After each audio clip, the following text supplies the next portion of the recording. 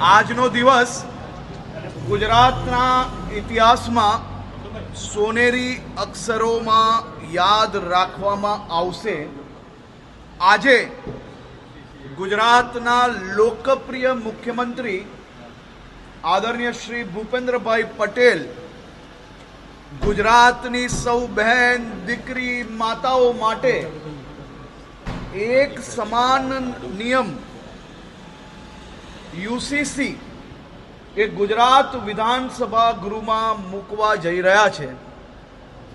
1947માં આપને આઝાદી મળી ગઈ, પરંતુ દેશભરમાં નિયમો સમાજ આધારિત રહ્યા, જ્ઞાતિ આધારિત રહ્યા, ધર્મ આધારિત રહ્યા। એનાથી સૌથી મોટું નુકસાન અગર કોઈને ગયું હોય તો દેશની દીકરીઓ, બહેનો અને માતાઓને ગયું છે। આજે ગુજરાતમાં મારી સૌ માતાઓ, બહેનો અને દીકરીઓ માટે એક સમાન નિયમો એ આવનારા દિવસોમાં આવી રહ્યા છે। યુસીસી એ દેશના તમામ લોકો માટે એક સરખા નિયમો, લગ્ન બાબતે હોય કે પછી દીવાની બાબતે હોય, આ બધા જ વિષયોમાં એક સમાન નિયમ યુસીસીના માધ્યમથી ગુજરાતમાં લાવવામાં આવશે।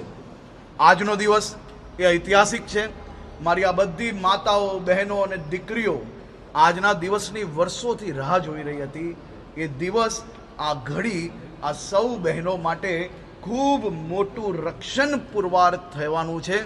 મુખ્યમંત્રી શ્રી ભૂપેન્દ્રભાઈ પટેલને રાજ્યની સૌ દીકરીઓ, માતાઓ અને બહેનો આજે આશીર્વાદ આપી રહી છે, અભિનંદન આપી રહી છે કે યુસીસીના માધ્યમથી આવનારા દિવસોમાં બધા જ સમાજોને ઇક્વલ રાઇટ્સ, એટલે કે બધા જ સમાજની દીકરીઓને કોઈ બી પ્રકારની તરછોડાઈને એની પરિસ્થિતિ ના થાય તે માટે આ યુસીસી આજે લાવવામાં આવી રહ્યું છે।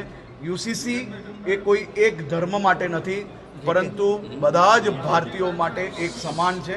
હું રાજ્યના મુખ્યમંત્રીશ્રીને, રાજ્યના સૌ નાગરિકો વતી ખૂબ ખૂબ અભિનંદન આપું છું કે આપ સાહેબે આ વિચારીને આદરણીય પ્રધાનમંત્રીશ્રીના જે વિચારો છે તેને ગુજરાતમાં, દેશમાં બીજા રાજ્ય તરીકે આપણે આજે યુસીસી લાવી રહ્યા છે। અને જરૂરથી બહુમતીથી, અને હું માનું છું ત્યાર સુધી રાજ્યની દીકરીઓ, રાજ્યની માતાઓ, રાજ્યની બહેનોની સુરક્ષાનો વિષય હોય, એમના હકનો વિષય હોય, ત્યારે બધા જ ચૂંટાયેલા પ્રતિનિધિઓ એમના વિસ્તારની બહેનો, માતાઓ અને દીકરીઓના હકમાં એક સમાન, એમના ન્યાયમાં સાથે અને ખૂબ ઐતિહાસિક રીતે આ બિલ આજે પ્રસ્તુત, સાથે સાથે પાસ બી થાય તેવો મારો 100% વિશ્વાસ છે। ઓકે, હિન્દીમાં